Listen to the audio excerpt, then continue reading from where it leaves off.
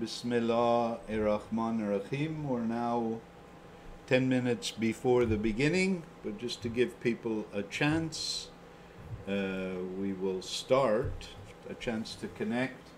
I'm going to check the technology here. So let's do the Facebook thing. Share on Facebook, share in a group. Sufi, Pilgrim's Progress, post to Facebook. Okay.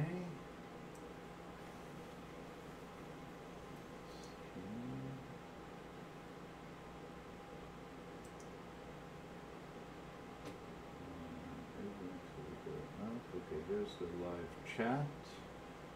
Okay, if anyone is online and you have on whatever your apparatus is the possibility of going on the live chat, tell me that you're there, and I will start the typing process. I can.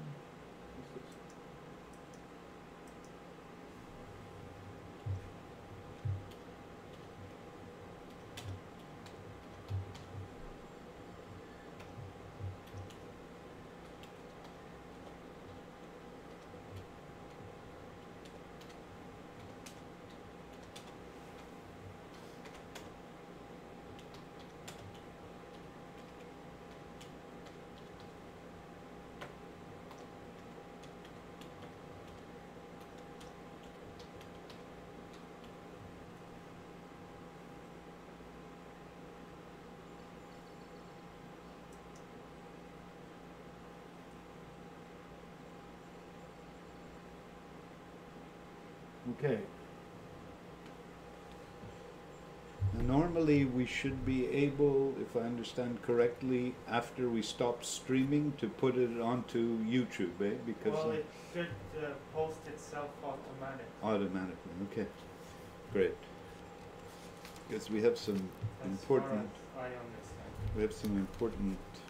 things to discuss that I want definitely YouTubed. YouTubemas.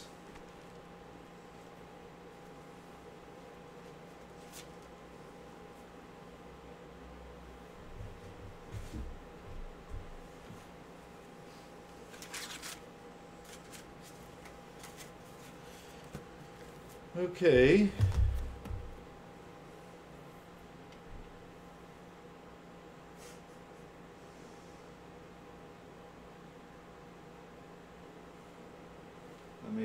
Let's put on, while we're waiting to get started, we'll put on a little bit of Jarahi Dhikr.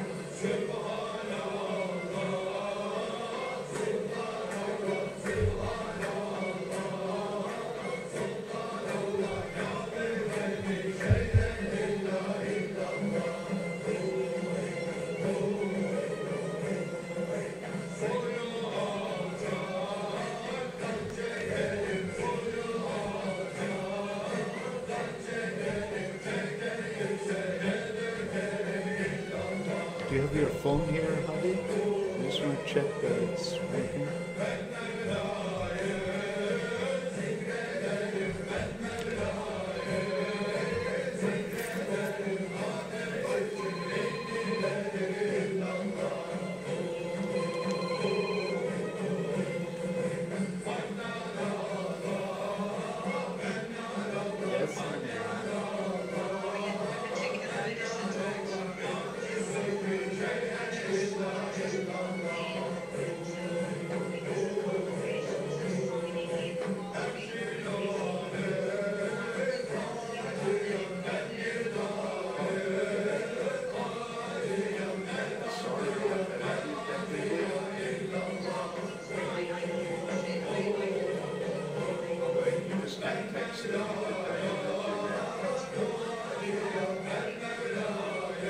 Yes.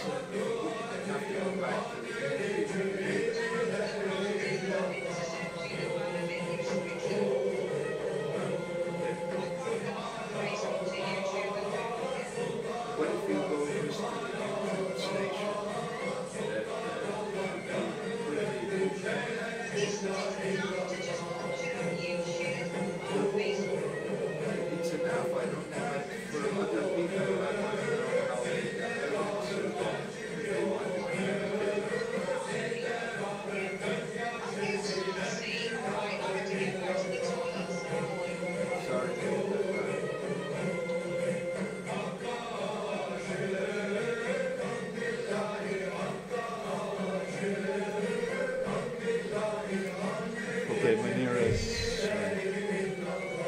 indisposed. Okay, let's get started.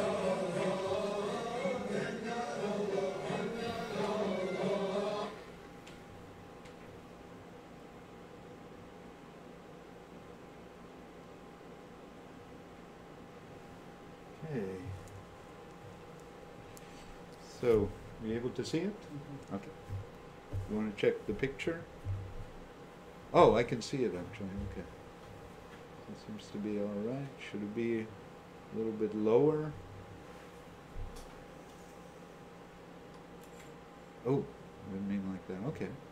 I'm tilting it, but that's okay also. Let's just make it ideal. Okay.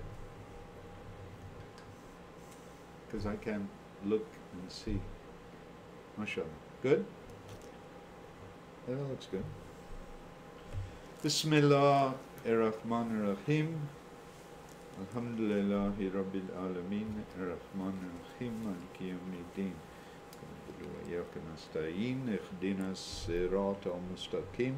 Sirata al-ladhina an'amta alayhim. Khayra al-maghdubi alayhim wad-dallin. Amen. Well, actually we have a lot to say today. So alhamdulillah, this will be saved and people can look at it later if they're not able to watch it right now.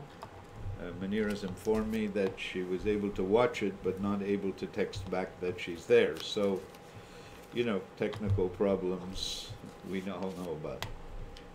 Okay, there are a few comments I wanted to make, and most of them are emerging from our Quran study group, which I must say is, for me, is I consider very beneficial, and as I stated in another posting, very calming to understand what is really happening in reality and why it's happening, i.e. it's all happening in terms of our relationship with Allah, not necessarily with the creation, but with Allah.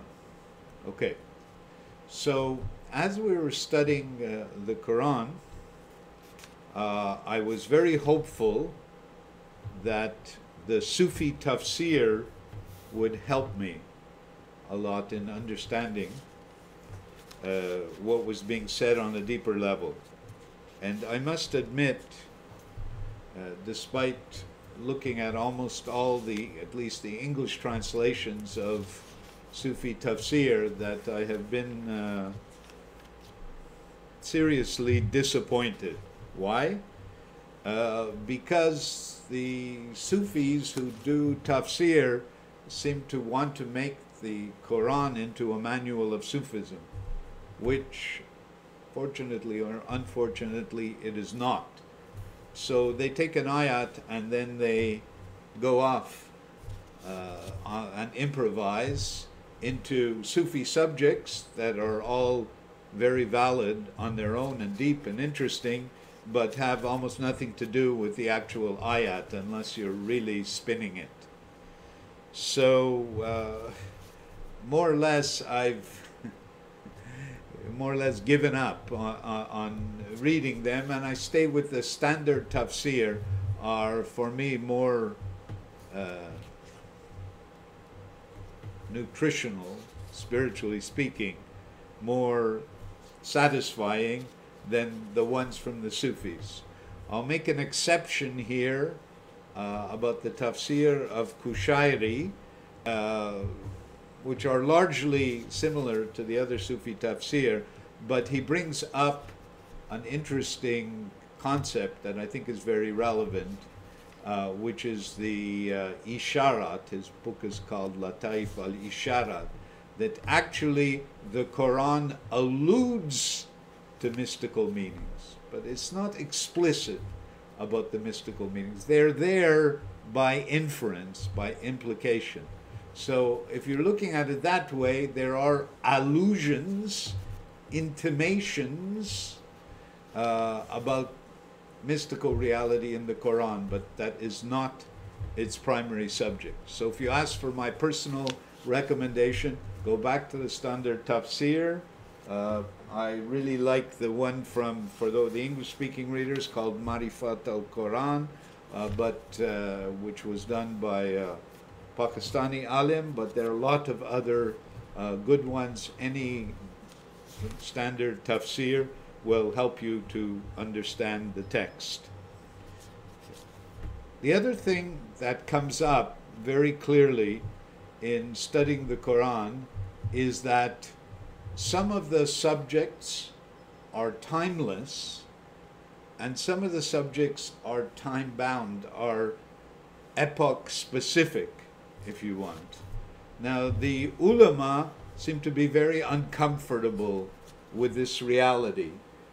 They want all of the Quran to be exactly right in all time, in all spaces, and that is actually intellectually untenable.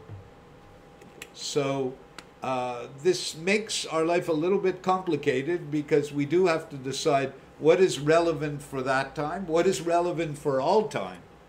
And there's a lot of things that are relevant for all times. Simple example, doing Ramadan. Although even then, one has to tweak it. For example, if you're in Norway and the day is 21 hours, you may have to change around the rulings a bit. But otherwise, the order for Ramadan is for all times. There's also exceptions for illness, etc. Okay, but basically that order stands. The order for Salat, if you're able to do it, and if you're not able to do it standing, you can do it sitting or you can do it lying, but that order is for all times. I believe the order against adultery and fornication is also for all times. But there are other things that are epoch specific. Now, before I go on to some of those, anyone who wants to take this as a course and as a source of learning, I would give the following homework assignment, and that includes Hadi, which is to make a list, take a page, divide it in two, and make a list of which of the subjects and rulings of the Quran are for all times and which are epoch specific. Now, so look into that and think about it and make that into a homework assignment. What do I mean by epoch specific or historically specific? We don't have slaves, maybe in some countries, but certainly not in Canada or America or Britain. It's outlawed. It's been outlawed for a couple of 100 years. So, United States probably around 150 years. Canada longer. So we don't, all the rulings about slavery don't apply to us. Even the rulings about zakat, when you're giving this amount of gold or this number of goats or sheep, most of us don't own goats or sheep. Most of us, in fact, except for maybe some Wall Street financiers, don't even own gold. Maybe a few clever people who are trying to protect their savings may, but most people can't give gold coins or even silver coins out. So these are things that are epoch specific. It ends up, it sounds like a minor point, but it has a lot of relevance, especially when we get to rulings about marriage, about custody, about many other things where the times have changed radically. For example, if you read the Quran carefully, you'll see, and feminists and other people, liberals, will criticize it for it, but it's directed towards a society in which men had almost all the power. You know, so in the ayat that we were studying yesterday, it said, well, if you can't be fair, Bismillah, if you can't be fair to the orphans, then marry 1, 2, or 3, or what your right hand possesses. First of all, our right hand doesn't possess anything right now, except maybe a pen that we can sign contracts with.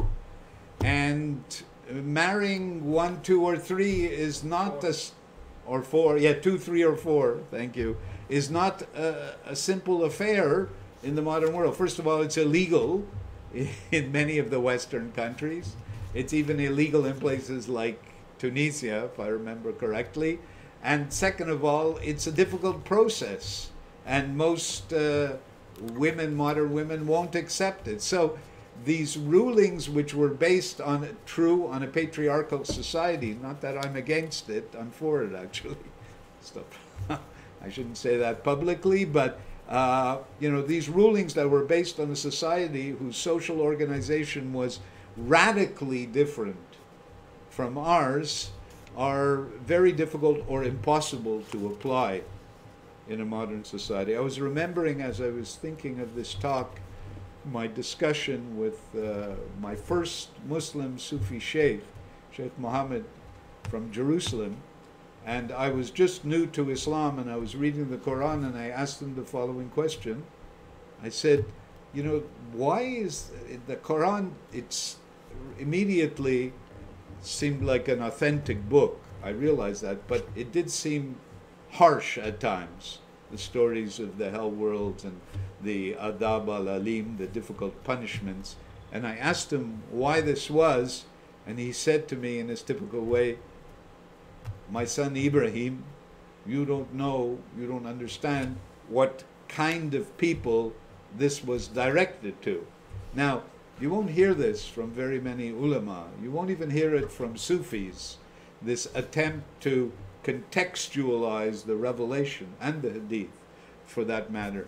But I think it's our duty, if we want to be practical, if we want to be fair and just, to do exactly that, to figure out how to contextualize what meanings are valid for all times and what rulings are anachronistic, is the only proper word there.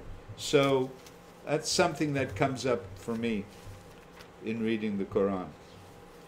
Now, while I was doing this studying, I received a poem from a Muslim Sufi lady that I know, from an author, a Syrian author, who's supposed to be one of the best-known poets in Syria, a man named Nizar Kabani. Maybe some of the Arab people know of him.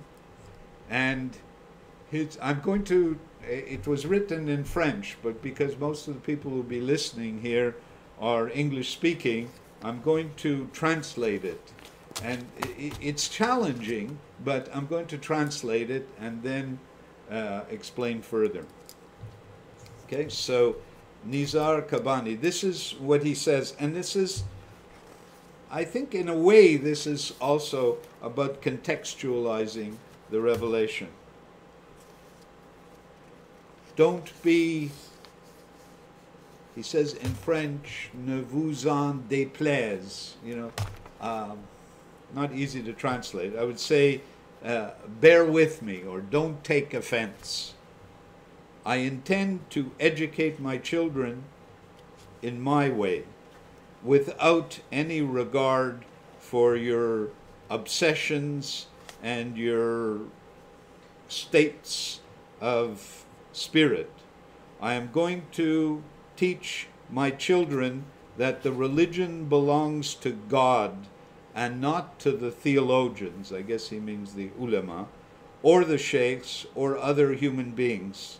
I'm going to teach my daughter that this religion is about ethics, about education, about the respect for other people, about courtesy, about responsibility and sincerity, before I tell them, or I tell her, which foot she should use when she goes in the washroom, or which hand she should use while eating.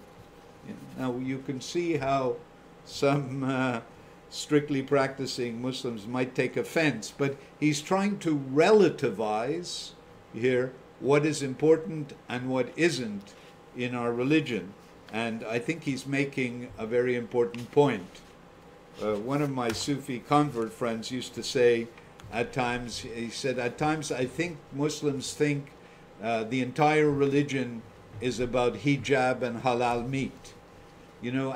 There's some evidence for that if you watch the discussions in some Muslim forums, that's the kind of thing that people emphasize, rather than, if you look to the Quran, the things it will emphasize is more issues of generosity and wisdom and taqwa, which is best translated, I think, as God consciousness. So people get into the finicky details of the fiqh often and make them more important than the major elements, the fundamentals, if you want. With all due respect, I will teach my daughter that God is love, that she can address him directly without intermediaries. I will not talk of the punishment of the tomb to my children who don't even understand yet what death is. My daughters actually reproach their teachers, their Arab teachers in their Muslim school, about these threats about death and hellfires before they even knew what the 5 fundamentals of the religion were. So he's not talking empty-handed here. He's not talking in the void. He's talking in terms of what people really say. With all due respect, I will teach my daughter the fundamentals of the religion, its morality, its ethics, and its rules of good conduct, before imposing on them any veil, whatever. Okay, this is referring here to the hijab niqab issue, which we will not go into here. But basically he's saying that there are other things more important. Do not be upset. I will teach my young boy that to hurt others or to be contemptuous because of their nationality or the color of their skin or their religion is a great sin, a shame for God. Don't be upset. I will teach my boy to take the Prophet, peace be upon him, as an example, beginning with his sense of honesty, his uprightness, his justice, his equity, before imitating his beard, the length of his beard, or the length of his clothing. Okay, you can see where he's coming from in terms of what is primary and what is secondary. All due respect, I will reassure my daughter that her Christian friend, I will come back to this in a second, is not un mécréant. How would you translate that? Disbeliever. That's all? Okay. She's not a disbeliever, a kafir, and that she can stop crying for her because of her inevitable end in the hellfires. We'll talk about this in a minute.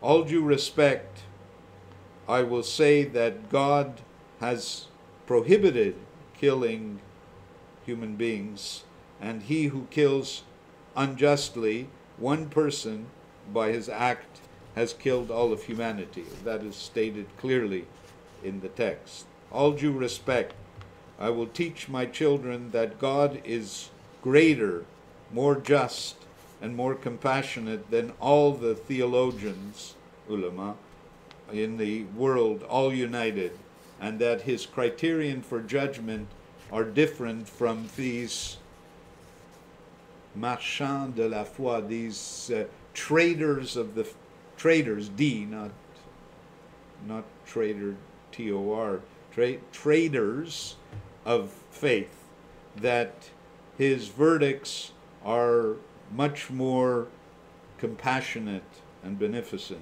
than theirs. All due respect, Nizar Kabani. Okay, so some people may not agree with that. Some people might find him too liberal. Let you decide on your own.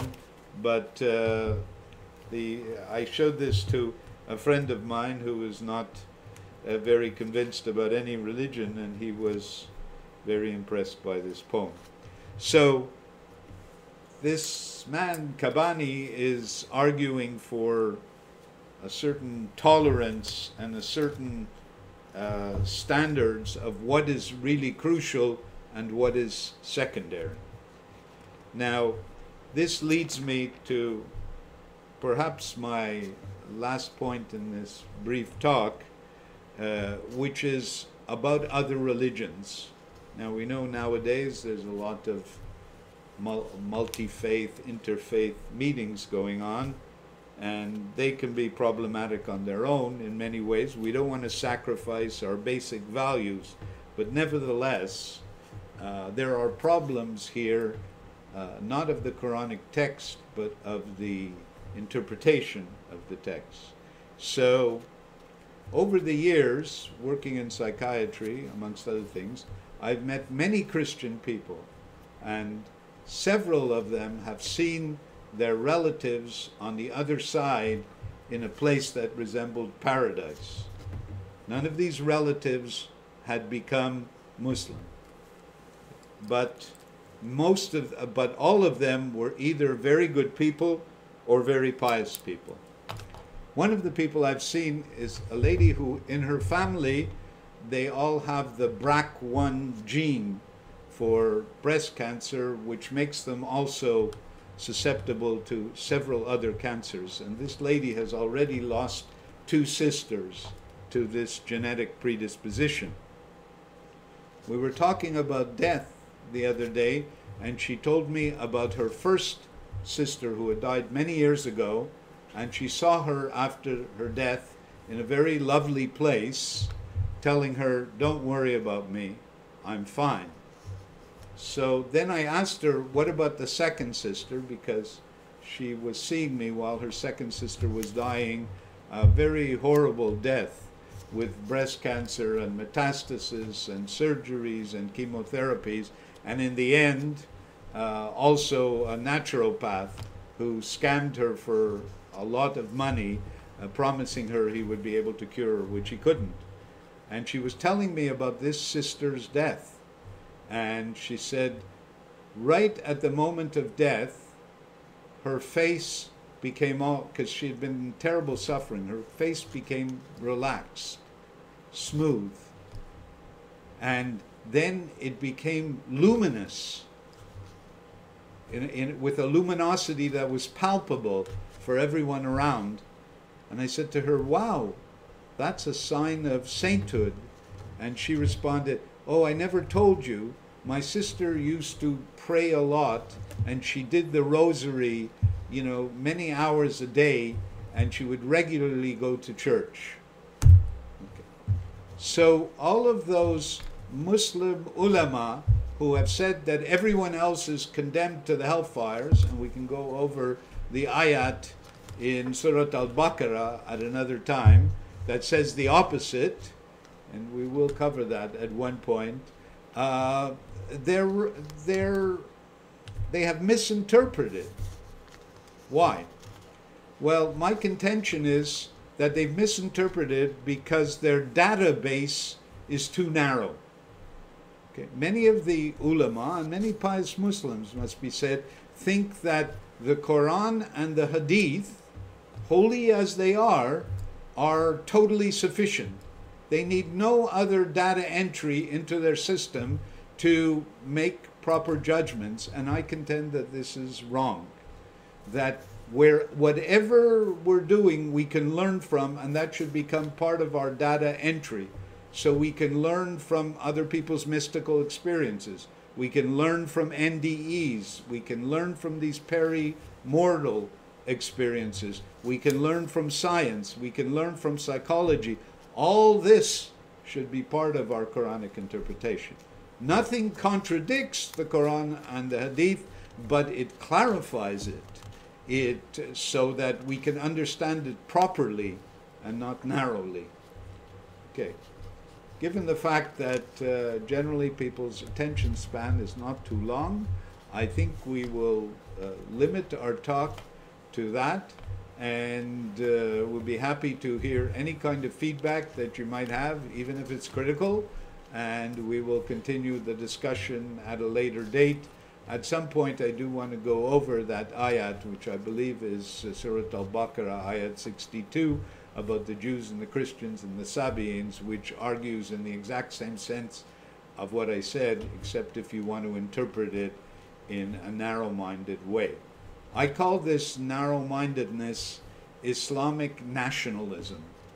Okay, this kind of nationalism was actually renounced as asabiya, for those who know Arabic, Ain Sod Ba, asabiya, which is nationalism, but sometimes this can become religious nationalism, or other people might call it religious sectarianism. Big problem in the Islamic tradition, as it practiced now. Subhana rabbika rabbil izzati amma yasifun wa salamun al mursalin walhamdulillahi rabbil alamin. Al-Fatiha.